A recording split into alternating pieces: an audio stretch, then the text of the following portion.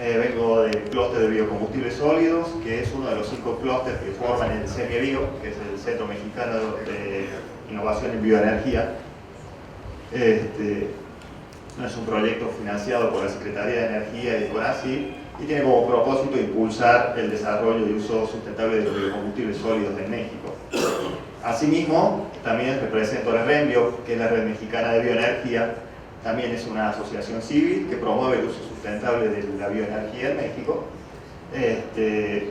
Y bueno, siendo parte de la mesa directiva de la RENBio, que quise darles a conocer quiénes somos y qué hacemos. Pero ya entrando en la materia, bueno, disculpen por la premura del tiempo, hay diapositivas que las voy a pasar más rápido que a otras, pero bueno, como un pequeño introducción, podemos ver en esta gráfica, demuestra la evidencia científica que los ciclos del dióxido de carbono, de la acumulación de dióxido de carbono en la atmósfera, ha ido evolucionando en el tiempo, y a partir de 1900-1950 se ha disparado de los estándares normales, y eso ha traído como consecuencia el calentamiento global. México se encuentra entre los principales países que contribuyen a estas emisiones de CO2, se ubica en el lugar número 13. Entonces, bueno, esto demuestra la importancia que tiene para México cumplir con esos compromisos de reducción de emisiones que antes mencionó aquí mi compañero. ¿De dónde vienen todas estas emisiones? Bueno, principalmente vienen de fuentes móviles, pero si nos centramos a las fuentes fijas, bueno, tienen un impacto muy grande en la generación de electricidad y en el sector industrial. Entonces, ¿a dónde tenemos que apuntar para lograr esa reducción de emisiones? Bueno, son estos sectores principales, ¿no? Como podemos ver en esta gráfica, México depende, en los últimos 30 años, ha tenido una dependencia muy grande de los combustibles fósiles. México es un productor de petróleo, entonces los combustibles fósiles participan en la matriz energética, como vamos a ver en una slide más adelante. Bueno, estos son los escenarios de cambio climático que se proyectan hacia futuro si no se cambian las condiciones de uso de los combustibles fósiles. Entonces, ¿cómo reducimos estos impactos del cambio climático? Bueno, una de las formas de reducirlo es a través de la transición energética. La transición energética desde las fuentes fósiles hacia fuentes más limpias. Entonces, en México, ¿cómo está la situación? Bueno, existe un interés y se está trabajando en una transición energética hacia combustibles más limpios, donde están las energías renovables, la biomasa, y también se incluye el gas natural. En México se pretende aumentar el acceso a la energía, principalmente el acceso a energía eléctrica, y bueno, estas son parte de los compromisos de reducción de emisiones o participación de energías limpias en la matriz energética nacional, que ya ha comentado en la presentación anterior. Entonces, existiendo un interés en las energías renovables, ¿es la bioenergía una alternativa para México? Sí, podemos concluir que es una alternativa. ¿Por qué? Porque la bioenergía y la biomasa en particular, o sea, la biomasa considerándola como biocombustible sólido, bueno, tienen todas estas ventajas. Tienen un alto potencial para mitigar emisiones de GI. Generalmente en México es más barata que algunos combustibles fósiles. Como les comenté, México es productor petrolero, entonces por ahí una de las principales barreras que tiene la penetración de la biomasa o de la bioenergía en México son los bajos costos de los combustibles fósiles. Se puede aprovechar diferentes tipos de residuos. Existe mucha versatilidad, ¿por qué? Por versatilidad tecnológica de la bioenergía, de la biomasa, y hay disponibilidad de tecnología comercial. Ya hay tecnología probada y se puede acceder a ella tanto a nivel nacional como importando. Este es el panorama de la biomasa en México. Bueno, podemos ver en la gráfica la gran dependencia de los hidrocarburos, de los combustibles fósiles, de la electricidad, y la biomasa en México ocupa el 10% del consumo total, ¿no? Este consumo, esta demanda energética total de aproximadamente 5.000 petajoules, que fue en el 2016, el 10% se debió a biomasa. Pero acá hay que resaltar algo importante: de ese 10%, quiero que vean ahí el lugar que ocupa la leña. México todavía se sigue usando mucho la leña, principalmente para cocción en el sector residencial y en menor medida en el sector industrial.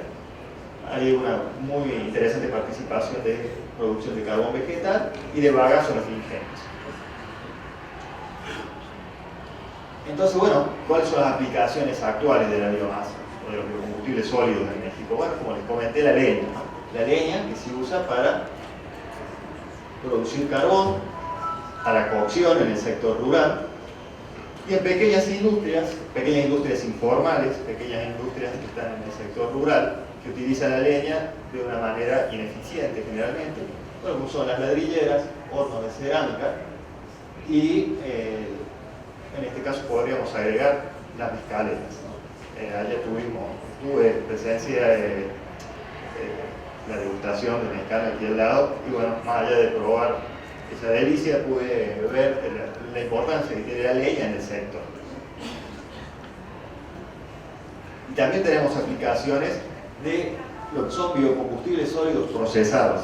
Biocombustibles sólidos procesados le llamamos a todos estos que antes tienen un pretratamiento para mejorar el uso, para mejorar la eficiencia, para mejorar los costos.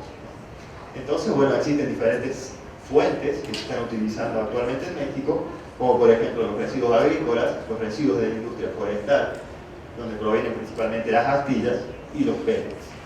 Los pellets son un commodity que ha tenido un gran auge en Canadá, Estados Unidos y en Europa, y están empezando a tener un poquito de influencia en México. Entonces, estos son los casos de éxito que existen actualmente en el país. Desde hace muchos años, entonces, vemos que en los ingenios se utiliza el bagazo de la caña para cogenerar. Entonces, es un modelo a seguir que se podría implementar en las tequileras, donde también actualmente se está utilizando, bueno, como vimos anteriormente, las tequileras, el combustorio, el combustible fósil, que tiene una importancia muy alta, ¿no? Vimos que se consume 77.000 metros cúbicos de combustorio al año. Entonces, hay una transición justamente de las empresas tequileras hacia la biomasa, y bueno, comienzan, claro, en aprovechar el bagazo de agave, para ver cómo, siguiendo más o menos la línea de los ingenios. Pero ¿qué pasa? Por ahí existe una ineficiencia de combustión, existe un problema con el pretratamiento del bagazo, que es el problema técnico, que es secarlo. Entonces se ha tratado de mezclar con algún tipo de astilla, con astillas o algún otro tipo de residuo forestal, para tratar de compensar esa cantidad de humedad y tratar de aumentar la eficiencia de combustión. Sin embargo, y aquí es donde quiero recalcar que esto es relativamente nuevo, que es lo que estamos trabajando nosotros tanto en el clúster como en la Renvio, un recurso probable porque se está probando hasta el momento, son los pellets biocombustibles. Existe una empresa ubicada en Arandas que está produciendo pellets de bagazo de agave, con la idea de que la tequilera se deshaga de su bagazo húmedo e ineficiente, se lo brinde a una empresa secundaria que le genere pellets y le devuelva un combustible limpio, seco y eficiente. El pellet, entonces, como tal, tiene muchas ventajas respecto al bagazo, ventajas de eficiencia de combustión, y por supuesto eso se traduce también en disminución de emisiones. Generalmente, si comparamos principalmente la biomasa con el combustible fósil, existe una mitigación de emisiones muy importante. Y si comparamos al pellet con el bagazo, también se reducen emisiones, principalmente material particulado, metano, y algunos óxidos nitrosos. Entonces, bueno, esa es la importancia que está teniendo hoy por hoy el pellet. Estamos haciendo pruebas, se están haciendo pruebas de combustión, se están haciendo pruebas de emisiones también. Entonces se quiere tener un panorama y una comparación del pellet frente a otro tipo de biocombustibles. Bueno, y este es otro caso de éxito. Por cuestiones de confidencialidad no puedo decir el nombre de la empresa, pero es una empresa productora de concentrados de fruta que utiliza sus propias cáscaras de naranja para sus calderas. Entonces generan vapor de proceso, sustituyen el combustible utilizando sus propios residuos. Entonces la oportunidad justamente de sustitución de combustibles fósiles por biomasa en México, hoy por hoy está en la agroindustria. ¿Sí? La agroindustria que es la que tiene el residuo ahí. Después hay otros casos de éxito en el sector forestal, que, bueno, muy rápidamente, igual las grandes aserraderos cuentan con residuos y utilizan estos residuos forestales para combustión en secadores y estufar la madera, y está penetrando ahora el pellet para calefacción, principalmente en el norte de México, en Durango y Chihuahua, donde también se está vendiendo y se están probando nuevas tecnologías. Y bueno, aquí es un caso de éxito que lo pongo entre paréntesis porque fue un estudio que se hizo de cogenerar en una empresa forestal en Durango, donde los estudios nos daban como que no era muy posible, pero bueno, sale aquí una noticia oficial donde sí, terminó inaugurando la planta de cogeneración en esta empresa forestal. Creo que al momento no está funcionando. Y bueno, y estas son las oportunidades entonces del aprovechamiento de la biomasa en México.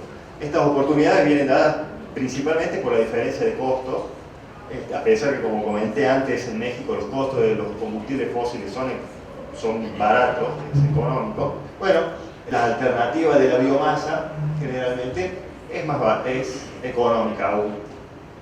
No puede competir principalmente con el coque o con el carbón mineral, que son los combustibles fósiles más sucios y más limpios, más sucios y más económicos, pero sí tienen una gran posibilidad de competir con el combustorio, con el diésel, con el GLP y en algunos casos con el gas natural residencial.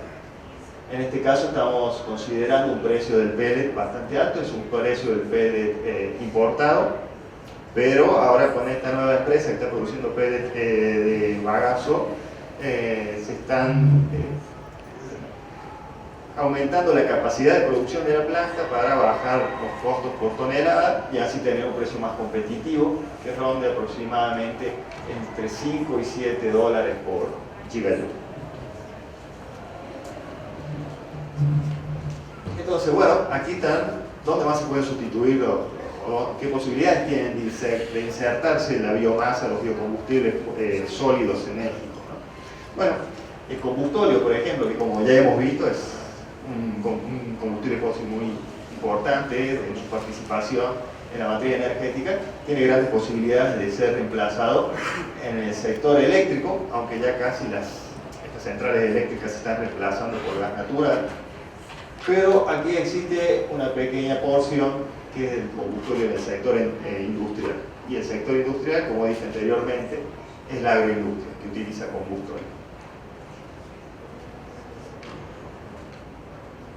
¿Cuáles son los retos? Bueno, hasta el momento los retos están en los costos también. Los que, a ver si regreso, en esta comparativa solamente tenemos costos de compra de combustible, pero no estamos considerando aquí los costos de logística de la biomasa, que son costos muy importantes para la biomasa, costos de transporte, costos de carga, descarga. Entonces, la cuestión de logística, la cuestión de localización del recurso es algo muy importante a considerar. Este es un caso de ejemplo donde consideramos la caña de azúcar, donde está la producción de azúcar, y de acuerdo a esto, ¿a dónde estarían los usuarios? ¿Y qué costo le ocasionaría al usuario traer biomasa de otros lugares? ¿Y qué tipo de biomasa podría traer? la cuestión entonces de optimizar los costos, de optimizar la logística es algo muy importante, y aquí en esta gráfica recalco todo esto son transporte. El transporte donde entra en la cadena logística y la importancia que tiene el costo de transporte en el costo final del combustible, de la biomasa, ¿cierto?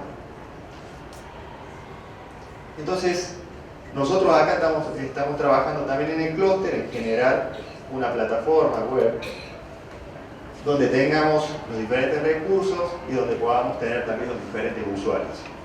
Queremos que aquí los usuarios entren a la plataforma y en base a sus necesidades puedan tener un estimado de qué recursos tienen cerca de su planta para poder satisfacer esa demanda. Esta plataforma, bueno, aquí se alcanza a ver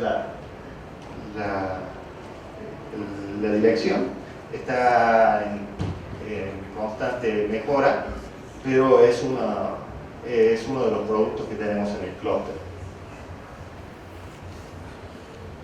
Y entonces, bueno, aquí están las conclusiones que llegamos hasta el momento, sabiendo que el cambio climático es un hecho y necesitamos o bien mitigar o adaptarnos. Entonces la bioenergía junto a otras energías renovables son claves para la transición energética y para mitigar los gases de efecto invernadero, pero no reemplazan el consumo actual de combustibles fósiles. O sea, no podemos considerar que las energías renovables o la biomasa son la panacea que van a salvar, sino que son uno de los tantos puntos o uno de los tantos factores que en los que tenemos que trabajar. Necesitamos investigación, innovación en el área de bioenergía, viendo todo desde un enfoque multidisciplinario. Optimizar el uso de la biomasa, necesitamos paquetes financieros que aceleren la penetración justamente tecnológica y de combustibles en las diferentes empresas. Y lo que necesitamos, que no está aquí, es justamente una sinergia también entre instituciones. Nosotros necesitamos de la colaboración, en este caso del Consejo, de información del Consejo, y esperando que nuestra información también sea útil al Consejo, por dar un ejemplo. Entonces esta comunicación es algo muy importante para sacar adelante estos proyectos, y creo que esto es todo. Sí, esto es todo, gracias.